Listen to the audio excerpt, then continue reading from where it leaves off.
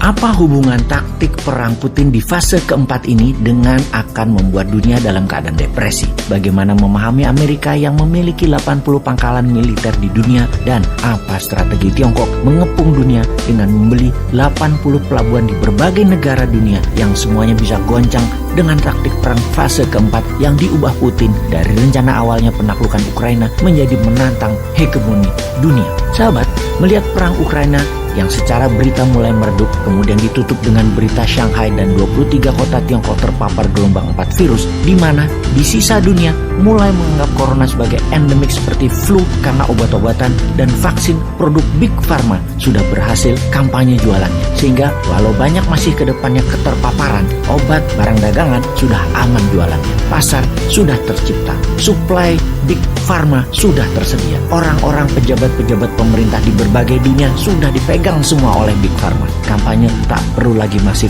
seperti 2 tahun belakangan ini. Kita ke fase perang Putin di Ukraina dulu. Kita ingatkan bahwa perang adalah hal yang sangat cair, sangat dinamis, dan tidak ada cara atau metode yang benar tepat seperti di kertas ketika rencana dibuat. Di tengahnya banyak improvisasi dilakukan, yang pokoknya by all means kita harus menang perang. Caranya terserah. Maka fase pertama serangan Rusia yaitu menaklukkan 100% wilayah Ukraina, mengusir 10 juta penduduk Ukraina keluar negeri dengan serangan kilat ke Kiev dan mengganti pemimpin Ukraina dengan yang pro-Rusia. Kemudian Ukraina akan referendum masuk sebagai negara federasi Rusia. Serangan diluncurkan 24 Februari 2022 yang mana hingga tanggal 8 Maret tidak bisa masuk juga ke Kiev, padahal pasukan elit divisi 2 dan 3 Rusia yang dikirim. Ibarat Kopassus dan Denjaka yang dikirim. Tidak tembus juga kota-kota besar di utara Ukraina tersebut termasuk Kiev. Bahkan ketahan di kilometer 30-an jauh dari Kiev. Pasukan Rusia tidak bisa tembus-tembus ke Kiev. Kemudian rencana diubah menjadi strategi bumi hangus ala Aleppo di Suriah dilakukan, dan strategi bumi hangus ini diharapkan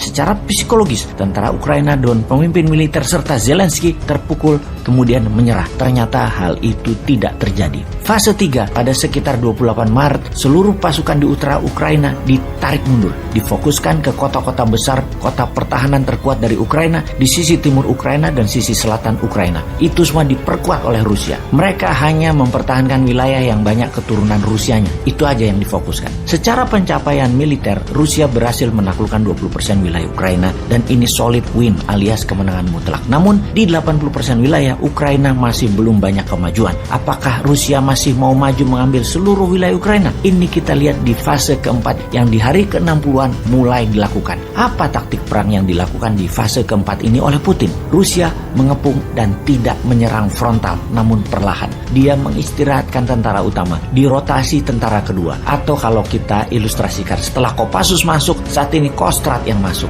Tidak perlu military agresif, tetapi mempertahankan dengan kepungan. Ala Salahuddin Al-Ayyubi mengepung Yerusalem di Perang Sabil. Tujuannya adalah membuat rakyat Ukraina kelaparan dan mengungsi ke barat. Putin memaksa NATO, sekutu dan barat memberi makan seluruh orang Ukraina. Putin membuka saluran kemanusiaan. Setengah dari pengungsi mengalir ke Eropa saat ini sudah. Membiarkan orang Eropa memberi makan setengah orang dari Ukraina, dan setengah sisa orangnya masih di kota-kota yang terkepung menunggu penyelamatan dari pihak barat. Di sisi sebelah barat Ukraina sudah menerima penduduk sisi timur Ukraina, dan dari barat sudah 10 juta yang keluar ke Polandia, ke Rumania, ke Slovakia, Hungaria, dan sangat kurang persediaan makanan, minuman, tempat tinggal, tempat tidur, dan obat-obatan. Di sisi barat Ukraina sudah kekurangan banyak makanan dan minyak untuk listrik. Semua orang tidak memproduksi kebutuhan perdagangan. Tanah tidak ditanami lagi, pabrik-pabrik bahkan tidak dibuka. Puluhan juta orang di Ukraina bergantung pada barat untuk makanan dan minuman. Menurut perhitungan intelijen pertahanan, strategi Putin ini